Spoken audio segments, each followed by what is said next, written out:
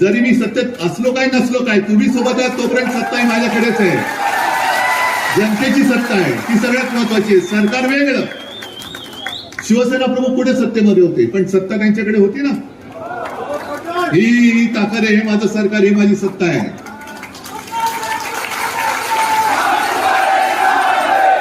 आणि राजकारणाला किती पेन्शन मिळतं, ह्याच्या आकड्याने तुम्हाला किती पेन्शन मिळतं, ही तफावत पाहिली तुम्ही.